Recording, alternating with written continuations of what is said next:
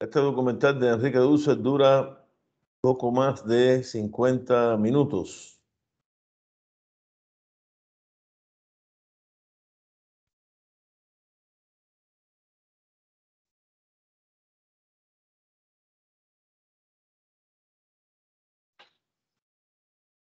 Lo voy a compartir.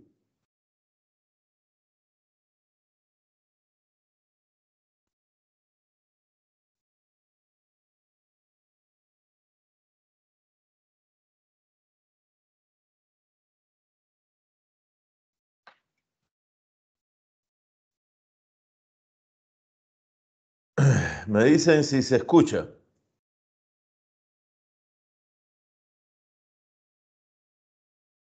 Alguien que me diga si se escucha, por favor.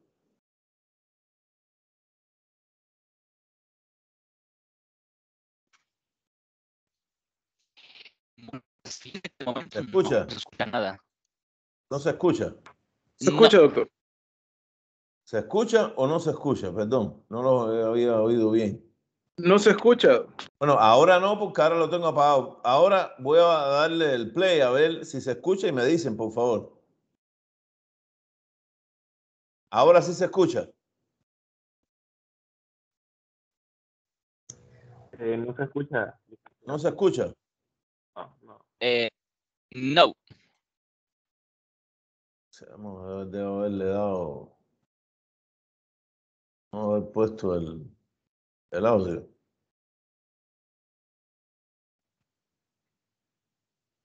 ¿Me dicen ahora otra vez? Ahora sí. Ahora sí. Sí. Perfecto. Gracias.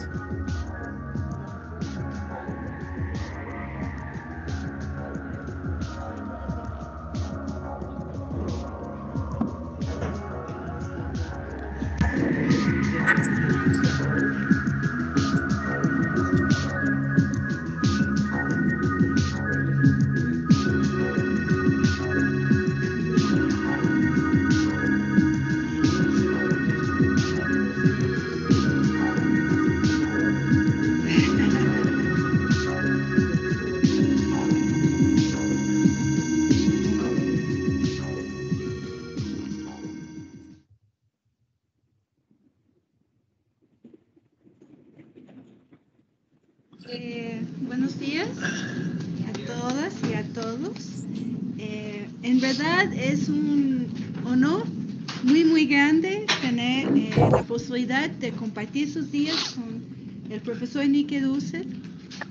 Ustedes saben muy bien la trayectoria de él en América Latina desde hace muchos años atrás, desde la filosofía de la liberación, sus conceptos de transmodernidad, entre otros, que han sido contribuciones no simplemente para América Latina, sino para el mundo.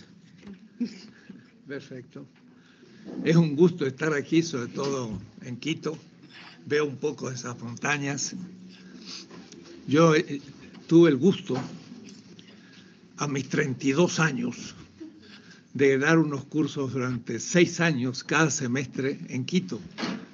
Pues eran épocas de descubrimientos. Yo venía justo de 10 años de estudiar en Europa y al llegar a una pequeña universidad al norte de Argentina, Resistencia, que de paso el nombre es un tanto problemático, era la resistencia contra los indígenas, ¿no?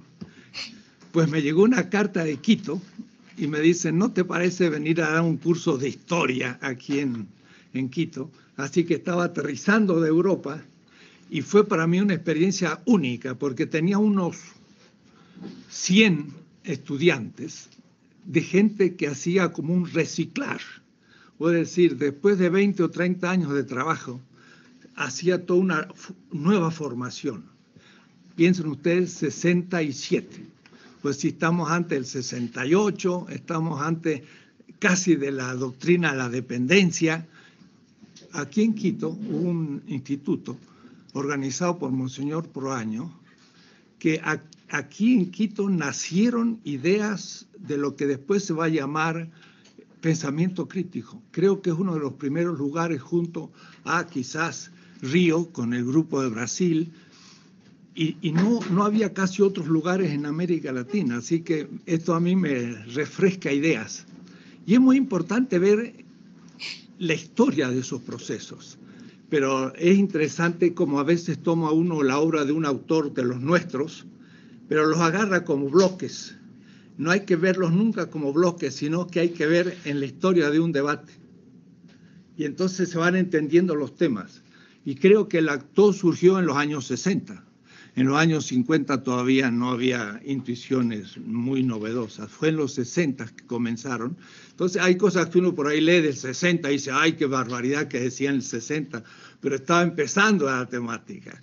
Y entonces si uno lo toma como si fuera actual, no tiene sentido. Entonces la cronología es muy importante y es difícil porque las obras a veces están publicadas en 1985, pero fue escrita en el 69. Entonces hay que ver lo que se estaba pensando para entender todos estos procesos.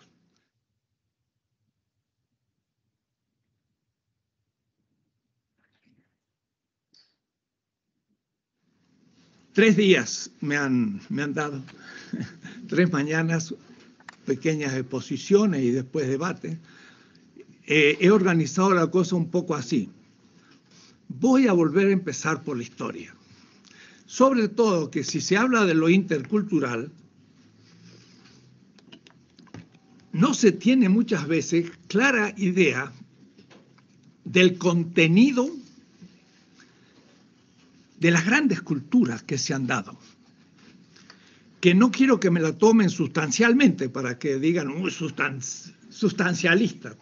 Creen que la cultura egipcia es una sustancia. No, cada una de las culturas incluye muchísimas culturas, pero son ellas mismas culturas ya que manejan una cantidad de semejanzas. Si yo digo cultura egipcia, 5.000 años de existencia, como decía Samir Amin, el amigo, dice, el Estado egipcio fue quizás el primer Estado de la historia universal. Estado, el egipcio, hace 5.000 años. Claro, hay otros que creen que el Estado empieza con la burguesía. Bueno, el Estado burgués empieza con la burguesía, pero no el Estado como Estado. Pero el Egipto es ya ella misma una cultura de muchísimas culturas. Y no tendría yo miedo de llamarle cultura universal, en el sentido de un cierto universo local, regional. Entonces, hablamos a veces de interculturalidad, pero no tenemos un bosquejo primero. ¿Cuáles han sido las grandes culturas? Después hay muchas otras, casi como especies. Y como especies animales están desapareciendo ante nuestros ojos, decimos, se desaparecen tantas especies de insectos por día, que son miles. Pues también están desapareciendo culturas todos los días, pequeñas. En la India, en los tribes, hay muchos tipos de culturas. Pero a mí me va a gustar hablar de las grandes, no porque sean las más importantes ni las únicas, pero para tener una idea. Mucho de lo que hemos hecho ha sido una crítica a Hegel. Ya Leopoldo Sea empezó a hacerla, yo mismo empecé también allá. En el 66 tengo un curso, América Latina en la historia, no se escandalicen, en la historia universal. Digo porque algunos dirán, ¿qué es eso de universal? Ya podemos después discutir. Pero en el año 66, pues no estaba mal. Es mi primer curso universitario. Y el problema era que la visión que tenemos de la historia de las culturas, cuando hablamos de interculturalidad, es completamente eurocéntrico el esquema de exposición. Entonces, hay que destruir aún el esquema de exposición de la historia, que no voy a llamar universal, sino mundial. Y no tengo miedo a hablar de mundialidad, no soy posmoderno. Soy anti-posmoderno, desde ya nomás, porque para mí la posmodernidad es una crítica interna todavía de Europa, no es una crítica externa de Europa. Ya después explicaré todo esto.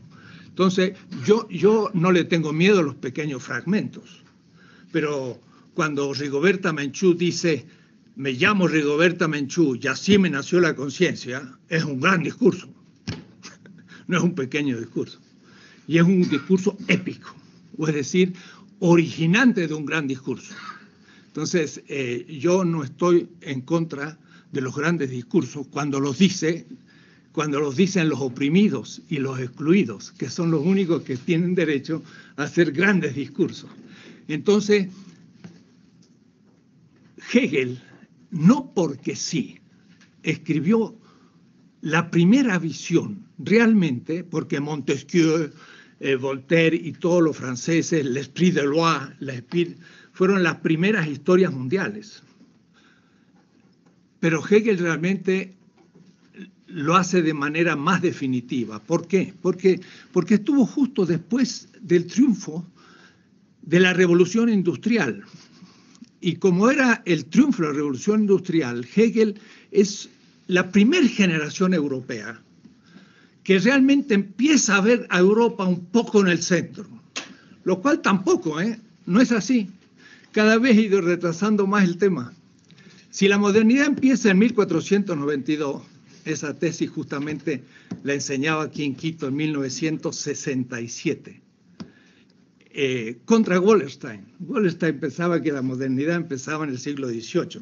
En un debate que tuvimos en Binghamton, se convenció que no fue en el siglo XVIII con la Ilustración que empezó la modernidad, sino con Colón. Eso fue toda una tarea que tuvimos que hacer personalmente. Pero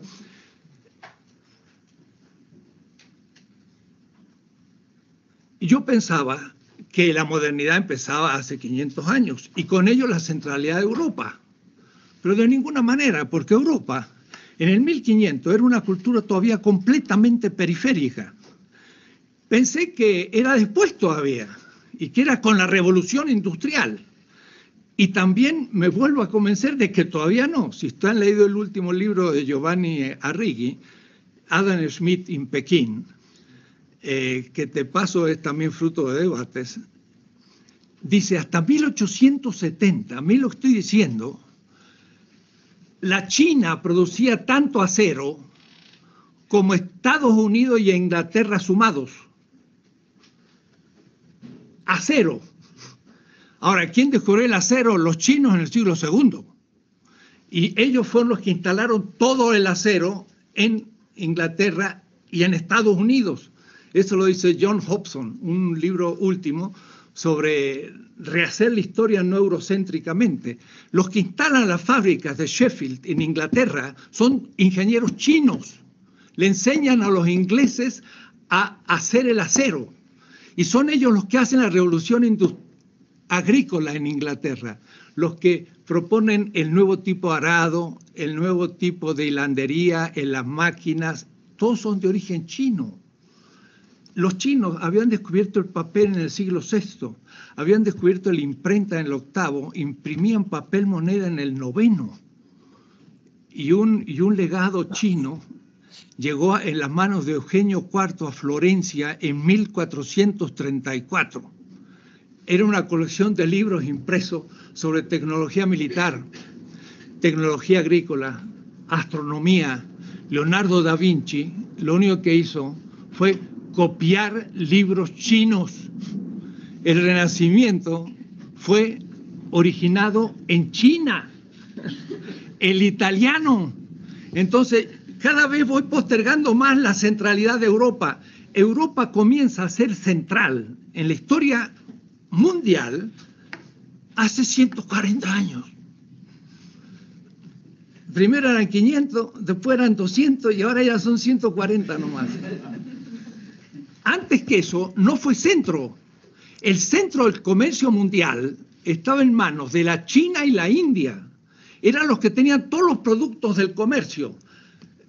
Tenían la seda, que es lo que se usaba para vestirse, toda la aristocracia del mundo, hasta los grandes líderes bantúes compraban China, seda china, que es decir, los obispos europeos y latinoamericanos, y la corona inglesa compraba seda china, tomaba té con la china, o es decir, con la porcelana, hasta 1880. Y el acero era las mejores armas, espadas y demás, eran japonesas o chinas. Digo esto porque cada vez voy cambiando más y pasan 2 o 3 años y hay que volver a cambiar.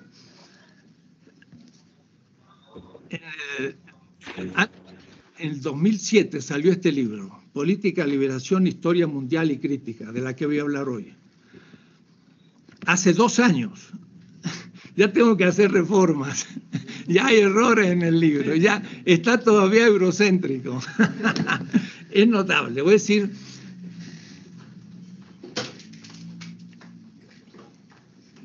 si yo preguntara lo siguiente, ¿quién estudió la historia mundial no con el esquema edad antigua, edad medieval y edad moderna? ¿Quién estudió en otro esquema? Esta pregunta la he hecho en 30 universidades alemanas, Marburg, Berlín, Jena, dando conferencias. Lo he dicho en Delhi, lo he hecho en Manila, lo he hecho en todos los lugares latinoamericanos y nadie me ha levantado la mano. En Kenia, ninguno me levantó la mano. Y si yo les dijera que decir que la historia mundial es la antigüedad, la edad media y moderna, es una, lo voy a decir fuerte, estúpida ideología del romanticismo alemán de fin del siglo XVIII, que nunca la humanidad pensó en tal tontera, y si lo seguimos repitiendo, eso es eurocentrismo. Le quiero hacer otra historia, completamente distinta. La edad antigua no existe. Me acuerdo un curso que yo daba en la India, en Madurai, y le decía, ¿qué es la edad antigua? Entonces decía, sí, bueno, es la edad de los griegos y los romanos. Pero si ustedes hacen un mapa, ¿dónde queda Grecia y Roma? Entonces vamos a hacer el mapa porque hay que verlo en el espacio. Entonces Europa es esto, este es el Mediterráneo, rápido hecho. Esto es el África, la India, el sudeste asiático, más o menos es así. América aquí está todavía al oeste. ¿Por qué? Porque América fue el extremo oriente del extremo oriente. Pero siempre lo estudiamos como contexto del descubrimiento de Colón. Y hablar de descubrimiento es ya un insulto. Fue el comienzo de la invasión del continente. Pero van a ver ustedes que si yo sitúo América donde debo situarla, ya empiezo a ver distintos todas las culturas amerindias. Bueno, Europa es esto. Como ustedes lo ven, no parece ser el centro. Y además es muy pequeña. Entonces, el señor Hegel dice que el Mediterráneo es el centro de la historia universal. No puede serlo. Tiene que ser o el mar de la India o el Pacífico, pero no puede ser el Mediterráneo. El Mediterráneo es un marcito pequeño que fue no más que el centro de una cierta cultura. Entonces ustedes ven la antigüedad. Entonces yo estaba en Madurai y les decía, a ver, los griegos llegaron, sí, la verdad que con Alejandro llegaron casi hasta la India, ¿no? Que sería hoy Pakistán. Pero después tuvieron que retroceder, aunque los seleucidas quedaron durante unos siglos, pero también retrocedieron después porque al fin en la propia Mesopotamia ya no fue griega, sino que fue de nuevo sasánida y se les fue de las manos. Es decir, que a lo más que llegó los griegos fue hasta aquí y luego el Imperio Romano. Para Hegel la China es como la infancia de la humanidad y el espíritu en su libertad de la China pasa a la India, a los medos y a los persas y luego los griegos y luego los romanos. Pero realmente los que son la culminación de la antigüedad son los romanos. Después viene la Edad Media. ¿Media de qué? la media entre la modernidad y la antigüedad, así que en realidad no tiene ningún sentido, está en la mitad. El feudalismo. Y hasta el marxista, yo conozco bien a Marx, tengo 4 tomos sobre Marx, se hablaba del feudalismo y el modo asiático, que era un modo feudal. El feudalismo solo existió en Europa y en ninguna parte más del mundo. No hubo feudalismo ni en la China, ni en la India, ni en América, ni en ningún lado. Solo en Europa, feudalismo. Pero el feudalismo fue un fenómeno debido a ¿qué? A que los árabes en el 623 salieron de la Égira, comenzaron la expansión, y le metieron a Europa un muro, que el Imperio Otomano estuvo hasta 1680, miren qué fecha, ¿no? 1680, sitiando Viena. Viena estaba por acá, y Granada todavía era musulmana en el 1492. En enero recién se liberó. Esta pequeña Europa tenía a lo más 70 millones de habitantes. La China siempre tuvo el doble, tenía 160 en esos años. Y no hablar la India, etc. Entonces, la Edad Media no es más que la época en que el mundo musulmán puso un muro a Europa y la aisló del mundo. Europa nunca fue centro, nunca. Siempre fue periférica y lo fue hasta 1870.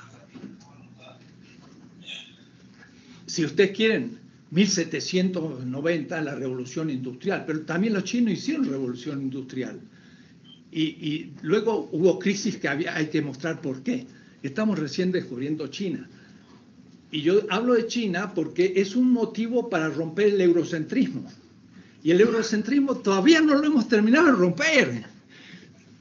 Cada 6 meses descubro un aspecto eurocéntrico en mi pensamiento. Y esto hace 20 años. No se termina. Es muy difícil porque está tan metido. Bueno, Edad Media no tiene ningún sentido. En esa época, que sería del siglo VII hasta 1492, que es el fin del siglo XV, son 8 siglos de feudalismo. ¿Cómo feudalismo? Los árabes están en Marruecos, en Fez, una ciudad de 400.000 habitantes, que había sido Córdoba. Están en el gran califato fatimita en Egipto. Pues Bagdad ha sido ya maltratada por los turcos, pero Bagdad sigue siendo una referencia. Está Bizancio, que va a ser tomada en 1453. Los griegos van a pasar a Italia. Qué extraño, 1456 Ficino comienza la traducción de Platón del griego al latín. El Renacimiento. Pues son pobres griegos salidos de la toma de Estambul por los árabes, que también comienzan el Renacimiento. Es decir, el Renacimiento va a ser parte chino y parte bizantino. Los italianos, poco que agregan. Es decir, tampoco la Europa latina hizo tanto que digamos. Pero después tenemos que entonces ver toda la región de los árabes en Afganistán, Delhi, que va a ser musulmana, y después todo Indochina, hasta más. Mindanao es musulmana en el 1492. Quiere decir que, miren, los árabes en la Edad Media tienen una cultura universal o mundial que va del Atlántico hasta el Pacífico y no tiene nada que ver con el feudalismo. Son una cultura urbana y mercantil. No es nada señores feudales ni nada, y eso es la Edad Media. No tiene sentido. ¿Se dan cuenta? No más que para decir rápido cómo hay que empezar a rehacer toda la historia de las culturas de otra manera, para entonces tener una imagen actual desde otro horizonte. Es lo que quiero hacer en unos minutos. En unos minutos. Es decir, quiero darle otra idea de la historia mundial, de las grandes culturas, para ver dónde estamos parados. No había pensado hacerlo, pero dije, sería bueno para entender un poco cuando hablamos diálogo intercultural. El gran diálogo intercultural va a ser con la China, con la India, con las culturas bantúes, las americanas, amerindias, y después la moderna europea y algunas otras. Son las grandes. Ahora después, cada una de estas tiene una cantidad interna, porque si hablamos del Incario, pues tenemos los quechua, los aymara y cientos de culturas internas, pero sin embargo fueron de alguna manera unificadas y podemos tener ciertas semejanzas que nos permiten ver diferencias con otras culturas. Hay que debatirlo.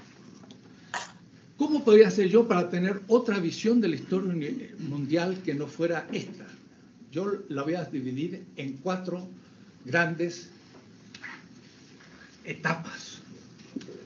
No nada que ver con la antigüedad, la Edad Media y la Edad Moderna y la contemporánea, nada que ver, sino pensar las cosas de otra manera. Esto lo he explicado en muchas partes, hasta en la India. Y me acuerdo uno que me decía, ahora entiendo la historia de la India. Eso me dijo un joven en un curso, porque él también estudiaba la historia eurocéntrica, entonces no entendía ni la historia de la India. Dice Hegel, la historia va del este hacia el oeste y Europa es el centro y el fin. Der Zentrum und der Ziel der Weltgeschichte. Es el centro y el fin de la historia universal. El este está acá y el oeste está acá. Y la historia va del este hacia el oeste. Por eso que en esa visión, América, que está acá, pues viene después.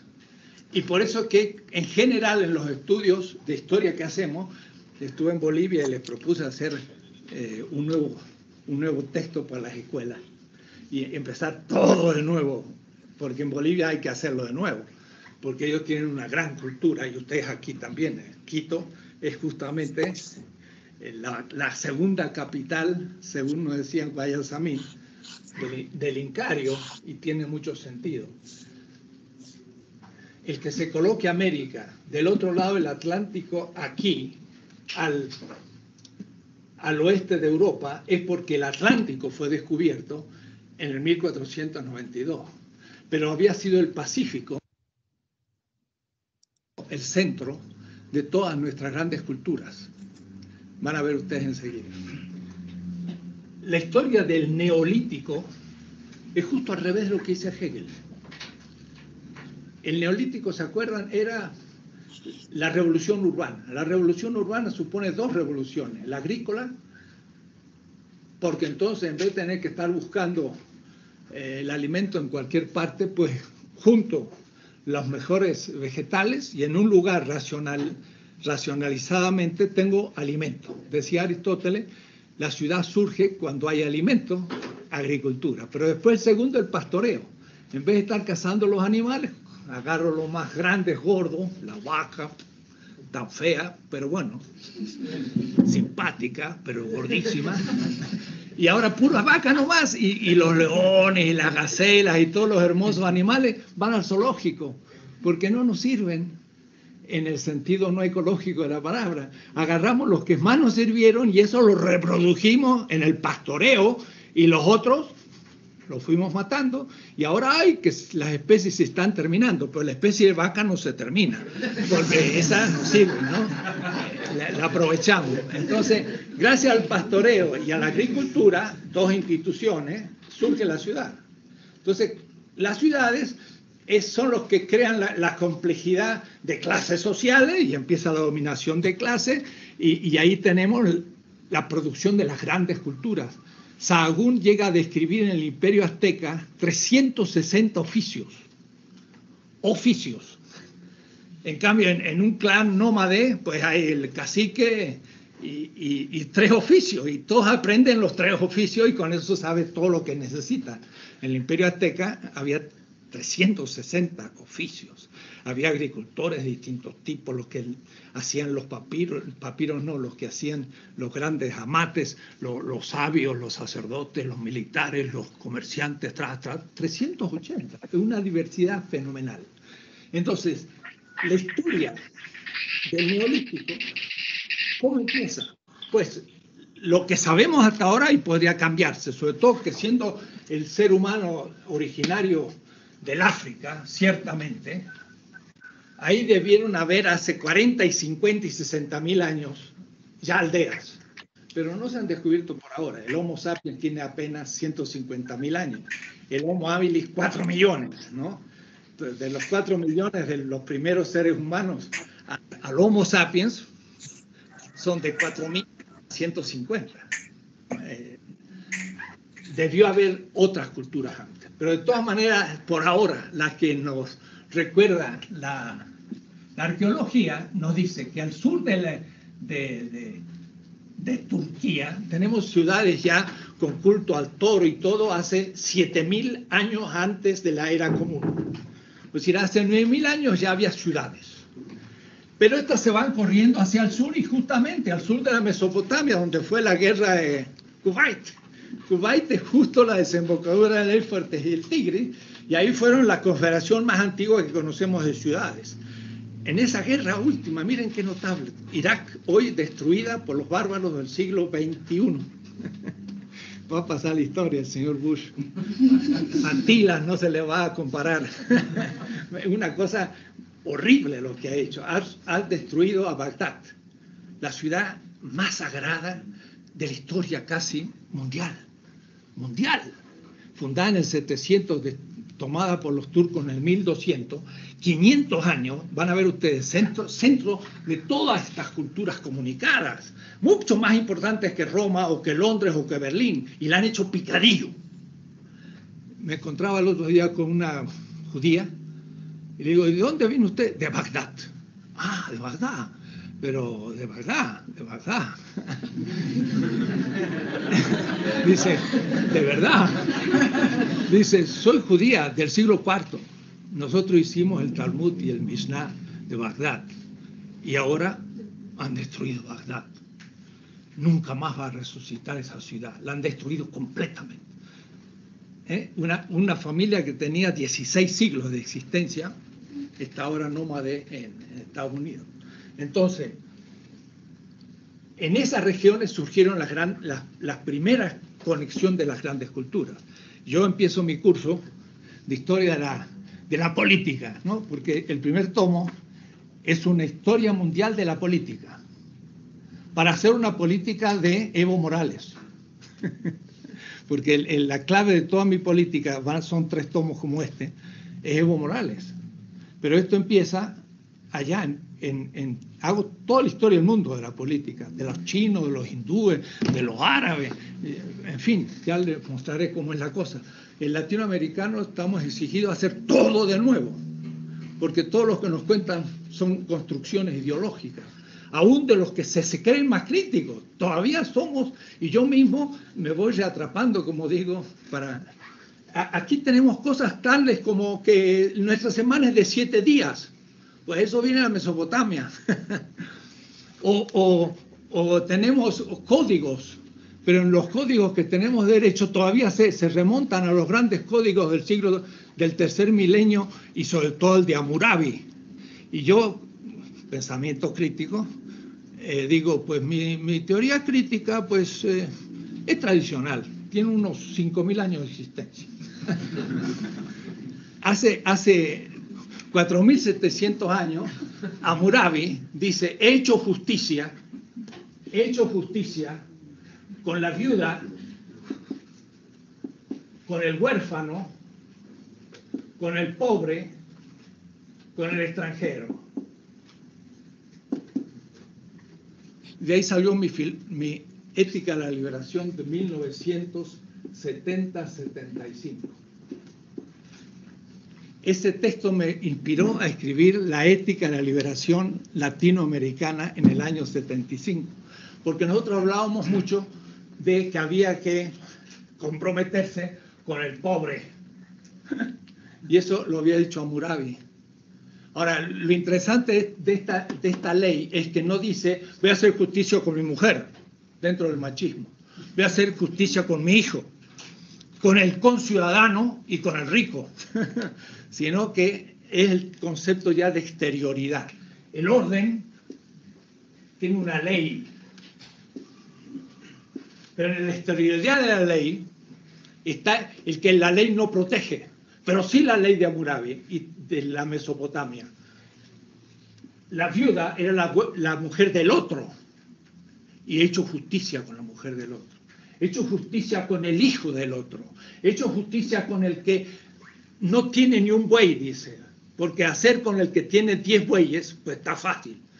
Y hacer justicia con el extranjero. Miren, si los europeos ahora, los suizos, los franceses, imitaran a esta ley hecha 1700 años antes de Cristo, más 2000, son 3700 años. Le podemos decir a un europeo actual, alemán, sobre todo español, ¿por qué no leen textos de hace 3700 años y entienden lo que es el derecho? No este derecho burgués de la Revolución Francesa, sino un derecho mucho más antiguo y crítico. Hagan justicia con el extranjero. Son todos estos que vienen desde el sur. Que lo mismo habría que decirle a los norteamericanos con los mexicanos y salvadoreños y ecuatorianos. Ni están a la altura de Hammurabi. Digo esto para que piensen que desde ahí ya tenemos inspiraciones fundamentales, porque de ahí viene todo el pensamiento semita y de ahí va a venir otras cosas. Bien, Egipto, 3000 años antes de la era común, menos 3000, es ya la primera grandes dinastías. Y entonces el Egipto comienza a tener Estado, organización, todo tremendo. Pero de Egipto, por ejemplo, si yo hago esto, una balanza, todo el mundo dice, pues la justicia, y eso está en los palacios de justicia, en una balanza. Pues esa es la balanza de Osiris. Osiris tenía una balanza en la mano, era el dios de la resurrección de Egipto. El muerto venía y le preguntaba a Osiris, ¿qué has hecho para merecer la resurrección? Además hay mucha gente que cree en la resurrección, aún en América Latina. Viene de Egipto, no viene de Israel. Israel viene de Egipto también, así que el cristianismo viene de Egipto. Y entonces, ¿qué le dice el muerto? El muerto le dice a Egipto, he hecho cosas buenas. Y para eso lo tenía apuntado, porque en los sarcófagos y en los textos de las pirámides, los faraones escriben sus actos buenos para el día del juicio de Egipto, de Osiris, en la gran sala de Maat, que bien es el juicio final. El juicio final tampoco es cristiano ni es semita, es egipcio, ¿no? Y entonces el muerto, en el capítulo 125 del libro de los muertos, que es en realidad el libro de la vida, porque es lo que escribían los muertos para no olvidarse sus actos buenos cuando venía el juicio. ¿Ves? Como los muchachos que llevan en el examen anotadito todo para no olvidarse, así también los muertos llevan todo anotadito. Y entonces miren el capítulo 25, dice, ¿qué has hecho de bueno? Dice, he dado pan al hambriento, he dado de beber al sediento, he dado de vestir al desnudo y una barca al peregrino. Entonces, con su nombre y apellido, lo resucita. Con su nombre y apellido, o es decir, individual. Y el señor Charles Taylor, en el Source of the Self, la fuente de la identidad, va a buscar la identidad entre los griegos y no lo encuentra. Si se hubiese tomado un barquito y hubiese llegado a Egipto, entonces, 2500 años antes de Aristóteles, tanto de Aristóteles hasta mí, o es decir, si el Egipto está en el 30 siglos antes de Cristo, y Aristóteles está en el 350, había 2650 años desde los textos de Menfis a Aristóteles. Y de Aristóteles hasta mí hay no más que 2300, es decir, menos. Digo para que tomen proporción. O es decir, que Egipto era para los griegos una cultura más antigua que la griegos para mí. Y todos dicen, oh, la filosofía empieza en Grecia. Mentira, empieza en Egipto. Y lo dice Aristóteles, lo dice Platón. Nuestra filosofía empezó en Egipto, lo dicen. Pero von Humboldt, que pasó por aquí también, se inventó después la Universidad de Berlín, y la primera tesis de la Universidad de Berlín, la filosofía es griega. Y entonces el helenocentrismo fue el padre, o la madre, como quieran, del eurocentrismo. La filosofía no empezó en Grecia, empezó 3000 años antes. Entonces, tenemos tantos elementos egipcios que hasta $1, a veces cuando voy a Estados Unidos, y aquí como los pobres ecuatorianos están dolarizados, me olvidé hoy, digo, no he cambiado todavía para pagar el desayuno. Dice, no paguen dólares. Es verdad que estoy en Ecuador. en el dólar. Miren qué notable, es fantástico. Acá a la izquierda hay una pirámide y arriba hay un ojo. ¿De dónde viene eso? ¿Eh?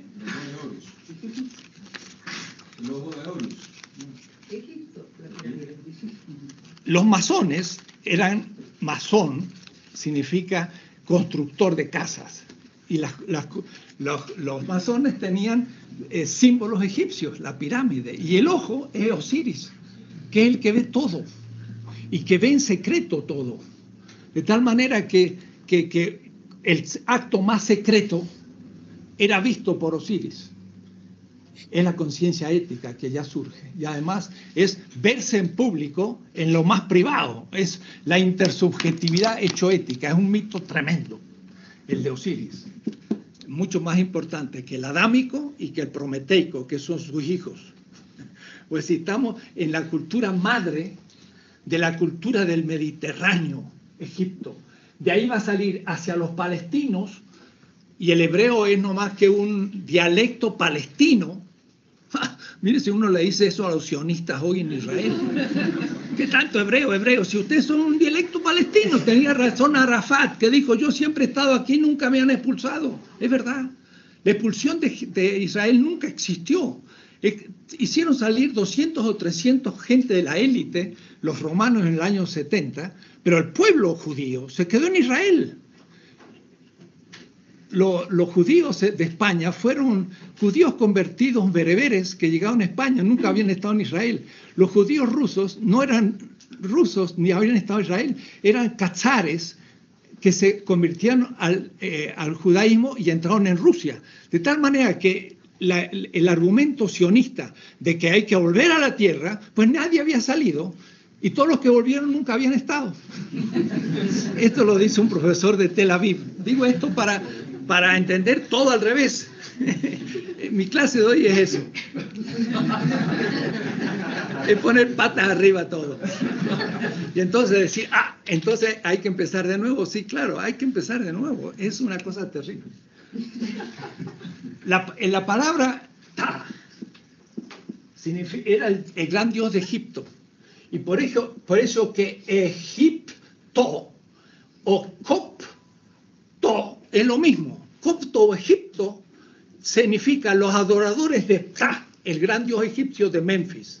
Eso me lo decía un obispo de la primera catarata, estando ahí en Egipto y hablando con la gente, me decía, Egipto y Copto es lo mismo, quiere interesar. Y Ptah era el gran dios de Egipto y tenía dos partes, tenía dos momentos. Uno, el corazón, Horus, y otro, la lengua, Thoth. Esta lengua es la que se va a transformar en hebreo, en la Dabar, y entre los griegos, en el Logos. O es decir, la razón griega y la palabra creadora, el verbo se hace carne de los hebreos, los dos son el Thoth egipcio, que era la palabra de Dios. Para decirles cómo el Egipto es la que produce el pensamiento semita hebreo y el pensamiento griego. Estamos ante el origen. Y esta cultura es negra, bantú. A tal manera que en la tumba de Tutankamón encuentran desde los zapatitos chiquitos que tenía hasta el último zapato. Y de paso no era muy grande, era pequeño Tutankamón, negro. ¿Por qué guardaba todos sus objetos? Porque ustedes van a cualquier tumba en África, en Kenia, en Nigeria, en donde sea, y al muerto se le guarda todas sus cosas, pero cuando resucita tiene que volver a vestirse. O va a estar desnudo el pobre. Entonces, la costumbre de dejar todos los objetos en la tumba es una costumbre bantú, que viene del sur. La gran cultura madre del Mediterráneo es africana. ¿Qué tal? Es interesante, ¿no? Que los negros nunca hicieron nada. ¿Cómo que no?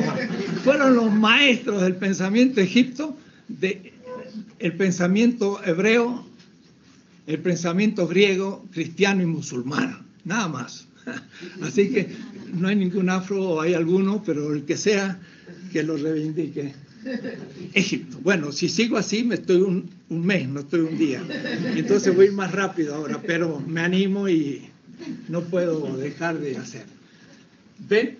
Después de esto, ya viene la gran cultura de la India, en el río Indo, que es hoy Pakistán. Sería Mohenjo-Daro, en el Penyab. Fue una gran cultura que recibe el impacto de las invasiones que por Afganistán y Kabul van a venir siempre a la India, porque la India va a tener los Himalayas al norte y los grandes ríos, y por aquí no se puede penetrar.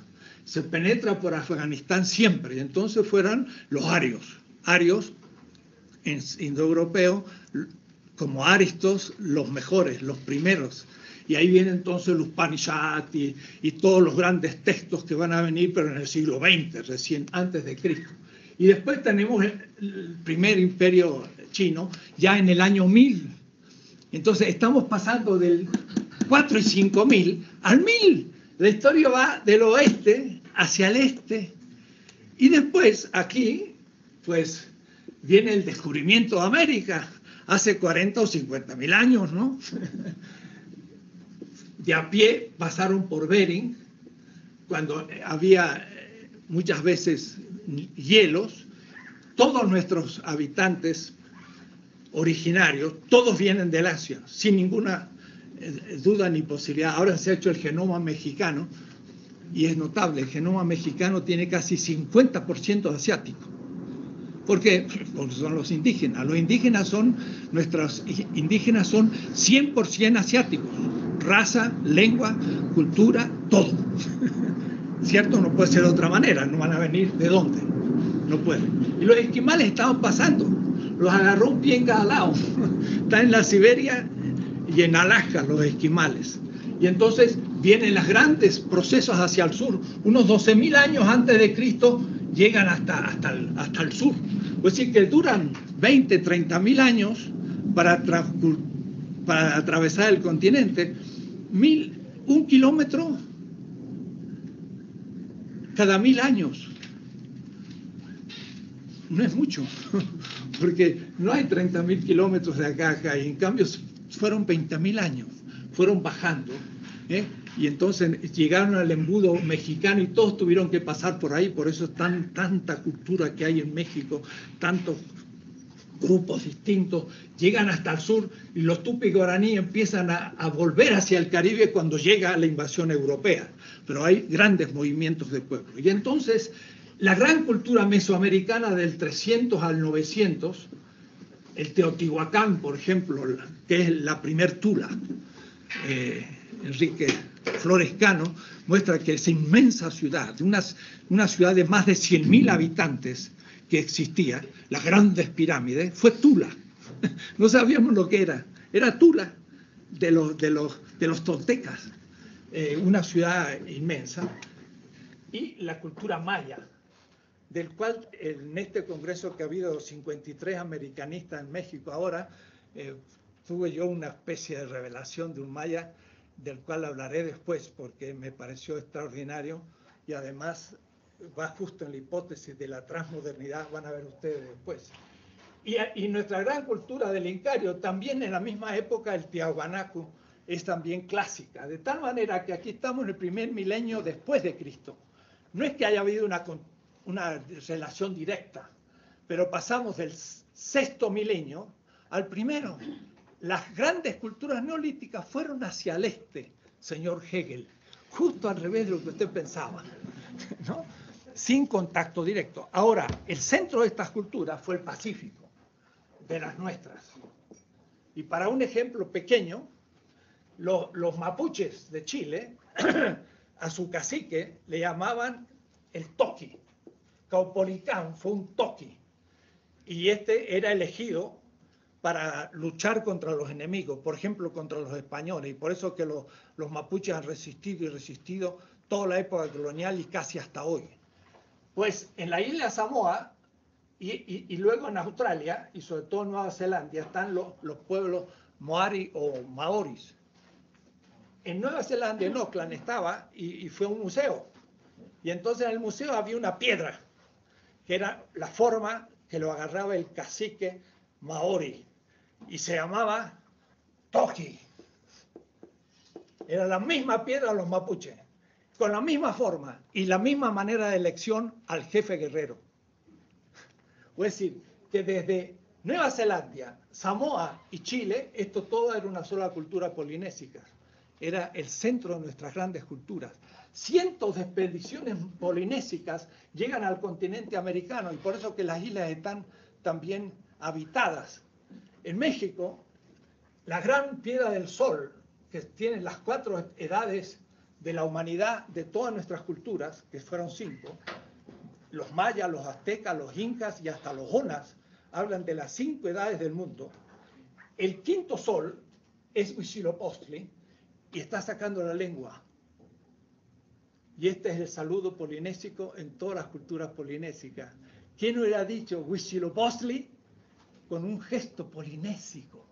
Entonces, esto por decirle que realmente las culturas daban al Pacífico y la Polinesia era el origen. El Atlántico era tierra de nadie y por eso que eran tierras más primitivas.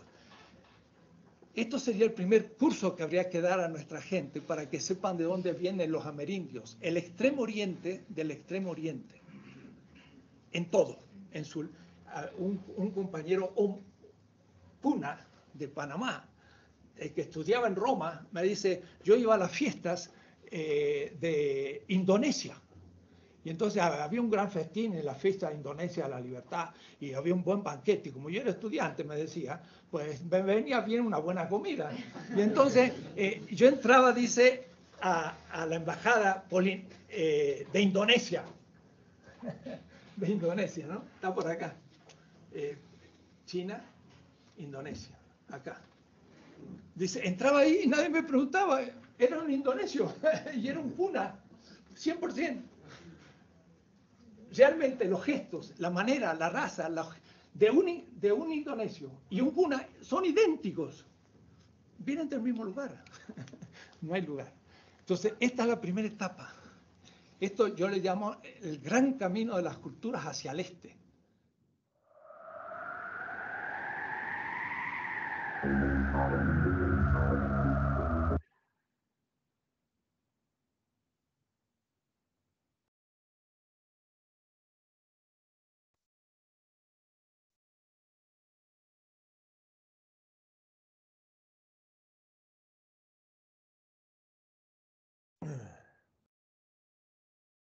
Bien, compañeros y compañeras.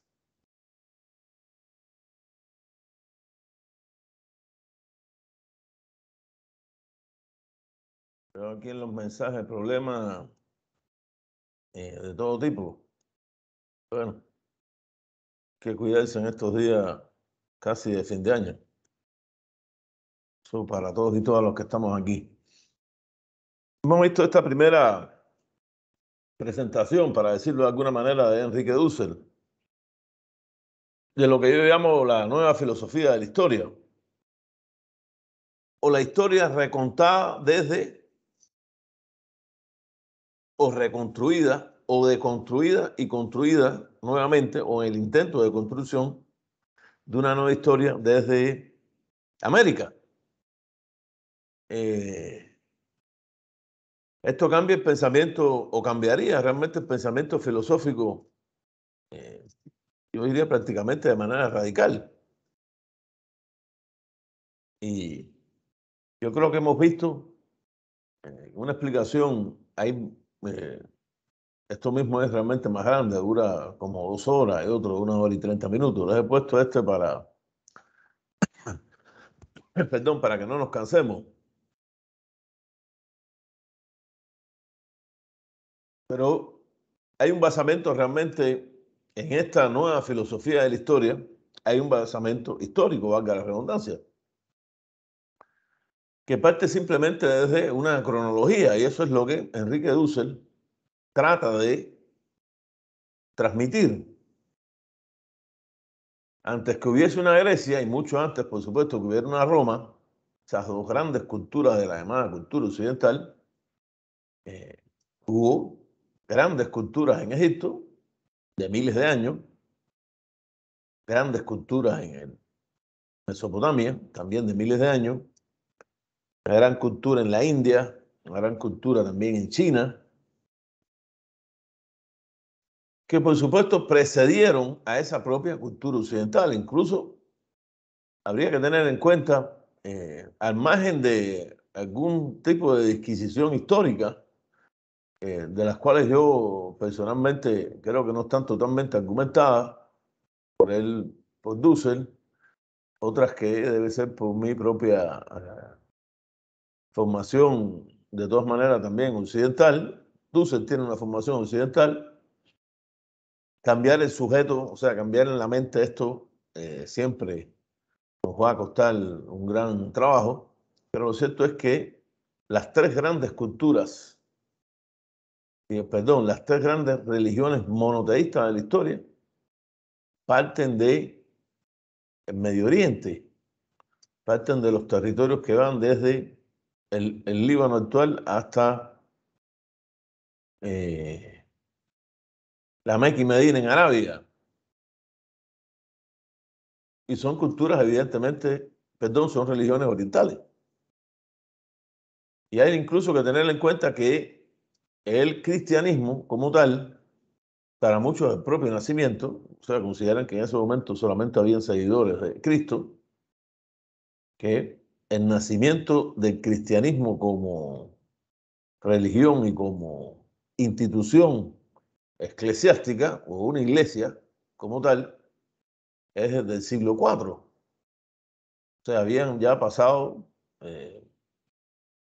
mucho más de 350 años del asesinato de Jesucristo, cuando Teodosio, hijo de Constantino, hace al cristianismo como religión oficial del Imperio Romano.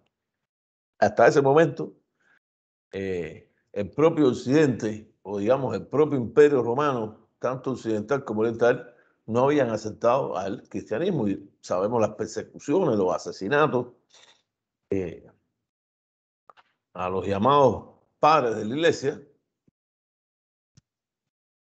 asesinados, tirados a veces hasta los leones, una cosa bien realmente terrible y bien salvaje y barbárica. Pero desde ese punto de vista y del propio poblamiento de América, yo creo que está bien claro, ya cada vez más seguro que esos pobladores autóctonos o la población indígena de América, cuando llega Cristóbal Colón, era una población que había llegado a las tierras de América desde cruzando el estrecho de Bering, por el puente de Beringia, congelado, o por el sur, viniendo desde la Polinesia, por la relación que tiene Polinesia con los actuales territorios de Nueva Zelanda, de Australia e incluso de Indonesia. Eso está probado científicamente.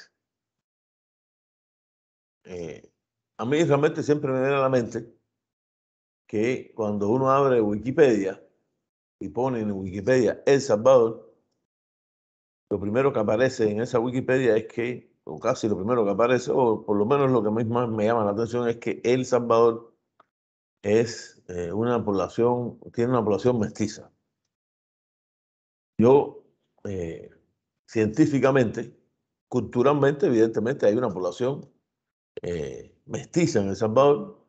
Prácticamente las lenguas originarias, tanto las lenguas mayenses como las lenguas pipiles las lenguas mayenses son lenguas en El Salvador, están muertas, o sea, nadie las habla. La pipil está a punto de ser también una lengua muerta porque nadie la habla tampoco.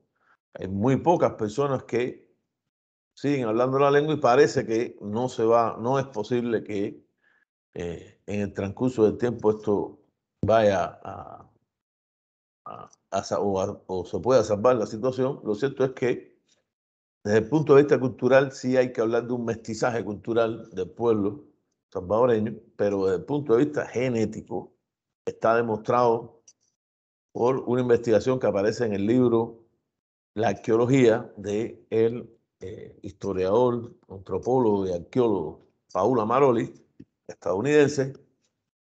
Ese libro está en Lutec, por cierto, lo venden algo caro.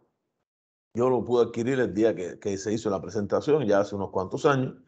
En ese libro aparece estudios genéticos realizados en El Salvador, y tomadas las muestras genéticas en medicina legal, diferentes lugares donde está medicina, las grandes ciudades donde está medicina legal, y por ese estudio genético, o en ese estudio genético arrojó como resultado que el 90% de la población salvadoreña, sus genes mitocondriales, o sea, que vienen por parte de la madre, el 90% son indígenas, y que el 60% de gen Y, que es la parte masculina, es también de origen indígena. Por lo tanto, la inmensa mayoría del pueblo salvadoreño es de origen indígena. El color de la piel y el color de los ojos, o incluso el pelo, simplemente lo da un gen, que es gen fenotípico. El fenotipo es la parte externa nuestra. Los genes es otra cosa, o sea, mayoritariamente nuestros genes son genes que son indígenas. Y yo creería que esto es de una manera bien importante en América Latina, incluso yo diría mayoritaria.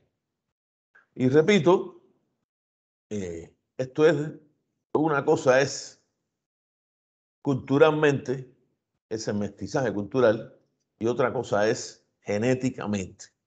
Y genéticamente teniendo en cuenta, como dijo Husserl, yo creo que eso también es algo importante, solamente existe una raza, es la raza humana, y somos descendientes del Homo sapiens, o el hombre de Cromañón. Esa es nuestra descendencia, de todos y todas mayoritariamente. Hay algunos cromosomas y algunos genes que quedan del hombre de Neandertal y de otros dos descendientes de los homínidos, que son mínimos en la sangre, casi siempre en regiones de Asia o de Europa, pero lo cierto es que ese Homo sapiens nació en África, y la primera Eva mitocondrial está en África, y desde ahí se migró y pobló todo el planeta Tierra, el planeta donde habitamos. Por lo tanto, solamente existe una raza, lo otro son etnias, que son distintas, supuesto desde el punto de vista cultural, desde el punto de vista del color de la piel o el color del pelo, que muchas veces tiene que ver con la geografía. El reflejo del pelo en los lugares más nórdicos y más fríos tiene que ser, el de los ojos tiene que ser azul. El pelo tiene que ser lo más grueso posible por el frío, distinto en las regiones de África, donde el pelo rizado de los negros y de las negras es el pelo más menos caluroso y que más fácil le entra el aire. Y por eso lo tienen así. Por supuesto, el sol es el que ha hecho mayor cantidad de sol o menor, hace que el color de la piel sea distinto. Más otros factores como tienen que ver con la alimentación, con la tierra. No existen los blancos y los de otro color. Eso no existe. Todos los seres humanos tenemos un color. Puede ser blanco, carmelita o marrón, puede ser negro, puede ser rojo o puede ser amarillo. Todos tenemos un color. Cualquier planteamiento de otro tipo, desde el punto de vista de la ética, es planteamiento racista, y desde el punto de vista de la filosofía de la historia, estamos viendo, o por lo menos lo que nos quiere brindar Enrique Dussel de la filosofía de la historia, el que es uno de los seguidores de la teología de la liberación. Yo creo que en este momento hay una nueva ola de esa teología de la liberación ahí. Por supuesto, dentro de la Iglesia Católica, un mayor espacio para defender las posiciones de estos teólogos, espacio que había sido realmente limitado con Juan Pablo II y con Benedicto VI. Hoy, con Francisco I, es distinto. Yo creo que es realmente bien evidente. Yo estoy hablando, igual que Dussel, desde una posición crítica, pero haciendo un análisis crítico, no una crítica por hacer una crítica. Cuando uno habla de un análisis crítico es que están analizando la historia, la filosofía, la ética, la sociología, la antropología, tomando argumentos y diferentes argumentos para defender un espacio o una posición filosófica. No para criticar, para criticar, este no me gusta, el otro es feo, o el otro no es narizón, o lo que sea. No es eso una crítica.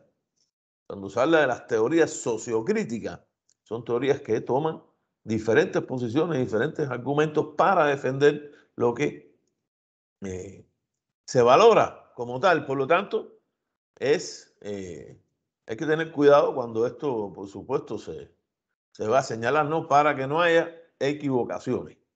Y aquí estamos viendo, a partir de este punto de vista de Dussel, yo les digo, personalmente, es muy difícil. Él mismo está formado en una filosofía eurocentrista, que eso es cierto. Nosotros como cultura occidental estamos formados en una cultura eurocentrista. Por eso el centro del mundo es Occidente, primero Europa y hoy los Estados Unidos.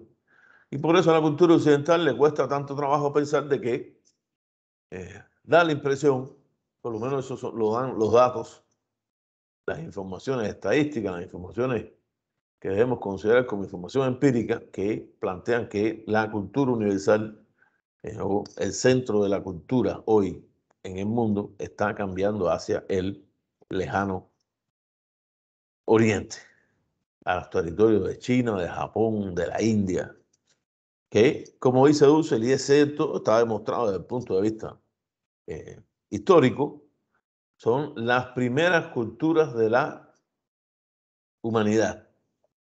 Las primeras culturas de la humanidad no nacieron en Europa, nacieron desde África hasta China y Japón. Esa es los milenios que tiene de civilización o de historia a partir del descubrimiento de la escritura. Antes lo que había era prehistoria y la información se trasladaba de manera oral, ahora se traslada de manera escrita. Bueno, y hoy con las redes sociales a una supervelocidad que cada vez va a ser mayor. Pero lo cierto es que esa historia de miles de años, lo que nos está arrojando, lo que nos arroja de manera fehaciente es que la cultura occidental o el predominio de la cultura occidental ha sido ínfimamente menor desde el punto de vista de los años. Podemos hablar de a lo mejor poco menos de 5 siglos comparado con los miles de años de la cultura humana. Y en ese sentido nos obliga, por supuesto, a mínimamente estudiar las cosas que no se han estudiado o que se han mal estudiado o que se le han dado una interpretación que realmente da la impresión también que es errónea. Porque cuando se habla de África, por ejemplo, es como lo que siempre nos vendieron, lo que nos vendieron los colonialistas europeos. Ahí hay que sacar realmente a los Estados Unidos, colonialistas europeos, Francia, Inglaterra, Holanda, Bélgica, Portugal y España. Lo que nos vendieron era unas tribus barbáricas sin ningún desarrollo cultural. Y eso es una gran mentira. En África, no solo la cultura, digamos, del norte de África, Egipto, Cartago, no solo esas grandes culturas, sino que en la África subsahariana negra hay una gran cultura, hubieron grandísimas culturas con imperios y grandes reinos en choques tan fuertes posiblemente como la historia de las guerras en Europa, pero que realmente está extremadamente poco estudiado. Si eso le ponemos a Asia, en esa nueva construcción que propone Dussel, de ir del oeste al este, en Mesopotamia, en la India y en China, culturas milenarias. Hay que recordar siempre que el primer texto, Dussel nos hablaba de Hammurabi, o sea, texto ético y de legislación, evidentemente el primero, por lo menos desde el punto de vista arqueológico, encontrado de la historia de la humanidad, sino que hay también las primeras obras escritas que están en el Gilgamesh, o en el Gilgamesh, como se quiere llamar, o pronunciar como tal, que es los primeros precedentes de la cultura sumeria, que es la primera cultura con un basamento escrito en escritura cuneiforme en la historia de la humanidad. Si eso lo seguimos trasladando, China, cultura también milenaria, en Japón, culturas milenarias, y por supuesto en América, que yo creo que es el principal mensaje que nos está mandando Dussel desde este punto de vista de la filosofía de la historia, cuando él trata de, o rescata, yo creo que de una gran manera, las grandes culturas en la América precolombina, la América antes de la invasión europea. Esa invasión que casi siempre se dice de los españoles, pero que realmente en ese momento no existía ni el reino de España, era el reino de Castilla y Aragón. Por eso nosotros hablamos castellano y no español.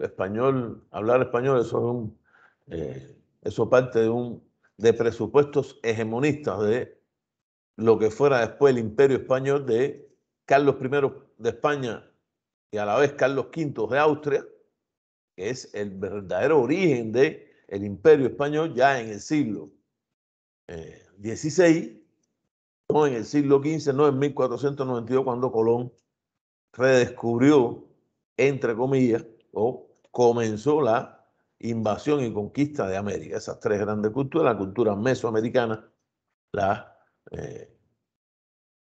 aztecas y mayas, y todas extremadamente importantes que parten de la cultura de los toltecas, que son los padres, digamos, culturales del nacimiento de estas dos grandes civilizaciones, y la cultura incaica, o las llamadas culturas incaicas, que tienen precedentes también importantes, como haya sido, por ejemplo, la cultura mochica, antes de los incas, y que llegó hasta el sur de Chile sin haberlo conquistado nunca, porque es cierto, los mapuches no fueron ni siquiera conquistados en el 100% jamás por los invasores del Imperio Español, ya en el siglo XVI, y por eso es la reacción que existe hoy en Chile y ese movimiento mapuche que no pide la independencia, yo por lo menos no conozco que pida la independencia de Chile, pero realmente pide una autonomía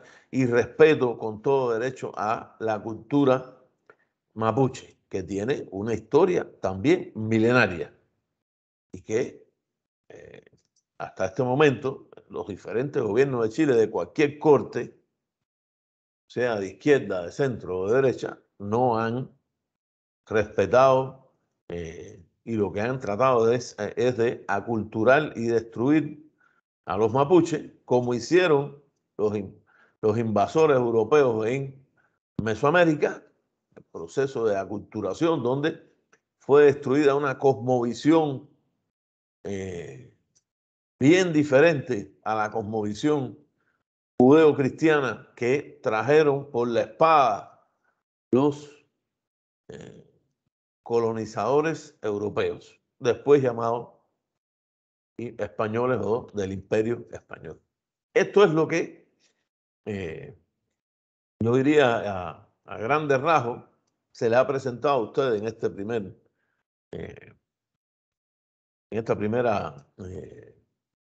video, que va a ser objeto de evaluación.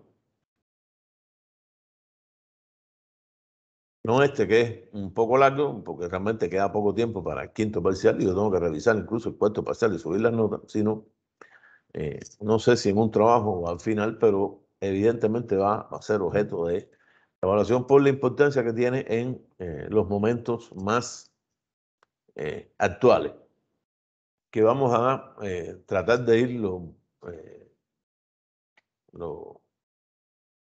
más rápido posible para que nos dé tiempo a estudiar la figura de Manuel Castel y más que todo el tema de las redes sociales desde el punto de vista de las categorías de la filosofía por la importancia que tienen en esta llamada, entre comillas, también cultura postmodernista. ¿Alguna duda hasta aquí, compañeras y compañeros? Valoraciones, preguntas, comentarios.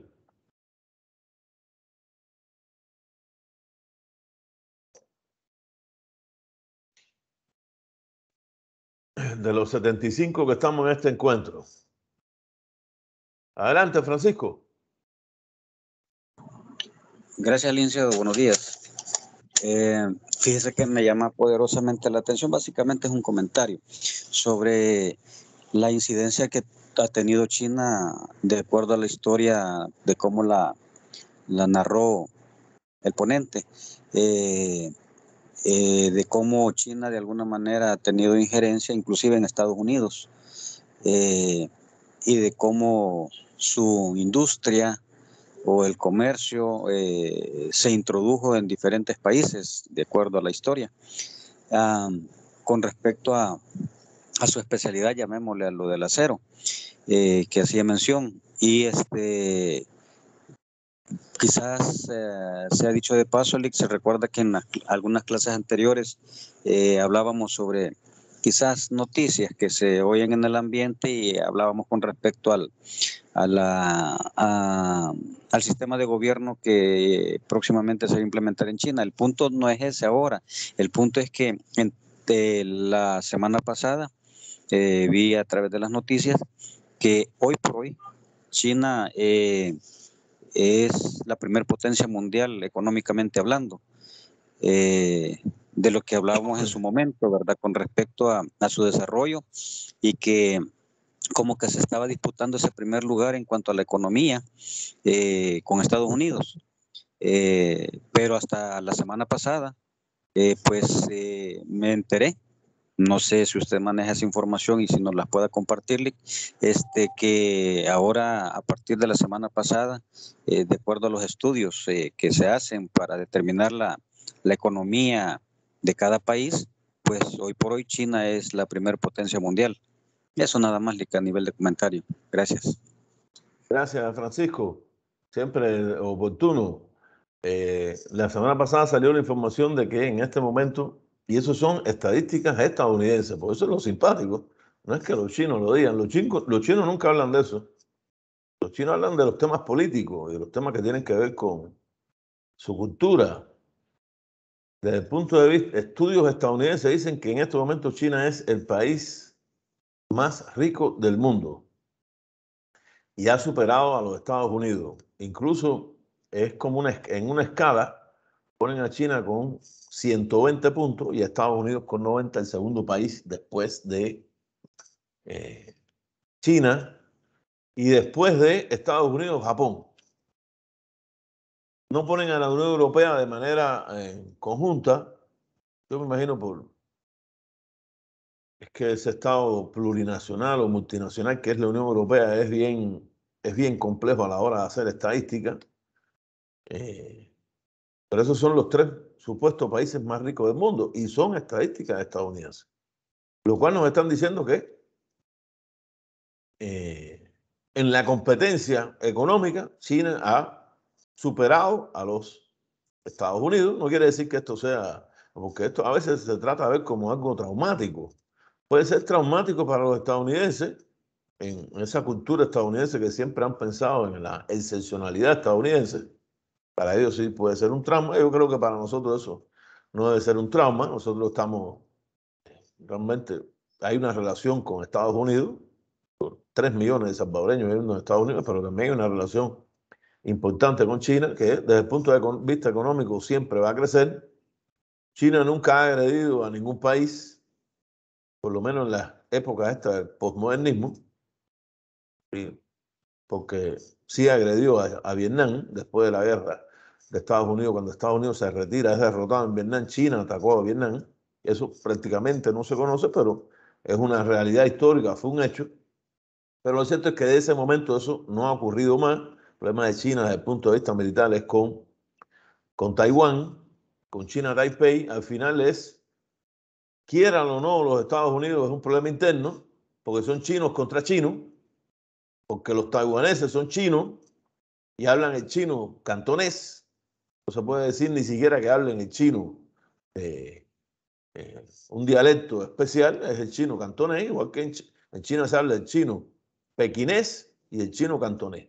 En el norte hay un dialecto y en el sur hay otro dialecto, pero es la misma China y Taiwán es de China. Y eso es un problema interno. Fuera de eso, realmente China no tiene una política de intervenciones militares en ningún país del mundo, menos en América Latina, y sí tiene unas relaciones realmente amplísimas en este momento con todos los países de América Latina, mayor que los Estados Unidos. O sea, el único país de América que sigue teniendo una relación prioritaria con Estados Unidos es, desde el punto de vista de las inversiones, es México. E incluso en México las inversiones chinas siguen aumentando. Es su forma de hacer política. En este mundo globalizado desde el punto de vista económico y con intentos de globalización también desde el punto de vista cultural, yo siempre he pensado que es preferible una China bien lejos, que no se meta en nuestros problemas, o que se meta menos en los problemas de América Latina que cualquier país más cerca, que la misma historia nos ha demostrado que siempre han habido problemas, muertes, eso que llamadas daños colaterales, que a mí personalmente, o con lo que personalmente yo soy muy crítico. Repito, gracias a Francisco por la intervención. Hay que dejar claro, China es el inventor del papel moneda, la producción de acero en el mundo, o sea, los especialistas en esa producción de acero fueron los chinos, y hoy China es el mayor productor de acero del mundo. Yo creería que en lo único que Estados Unidos no ha sido superado en este momento es en la economía del conocimiento, en el conocimiento de punta. Y da la impresión de que está casi a punto de que esto ocurra. Da la impresión. O sea, hay una inversión china realmente abrumadora, para decirlo de alguna manera, Estados Unidos para cualquier tipo de inversión.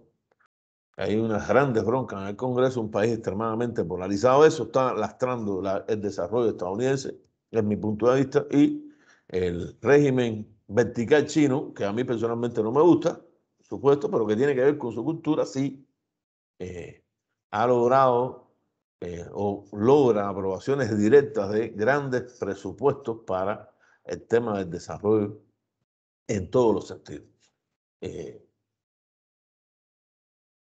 Ya para terminar, me permiten, voy a los compañeros que salieron les voy a tomar la asistencia, pero voy a tomar la asistencia, por supuesto, a todos los que estamos aquí. Antes del viernes ya yo subo el cuadro, compañeros y compañeras, para que lo revisen, para algo que se me haya quedado, siempre se me puede quedar algo. Yo dije los 10 compañeros que aparecieron en la lista como que estaban insolventes. Voy a volver a revisar a ver si ha cambiado esa lista. Posible que alguien haya pagado el día antes y después aparezca como solvente. Ojalá que así sea, pero voy a subir el cuadro, el set, para que lo revisen. Para cualquier error, que por supuesto es un error humano, yo con gusto lo voy a arreglar, porque la intención es siempre que ustedes tengan una nota, como siempre ha sido, una nota justa. ¿Ok? Y en manera, entonces les agradezco y les deseo un feliz día y nos vemos entonces el próximo viernes. Estén atentos a el cuadro para revisarlo. Gracias.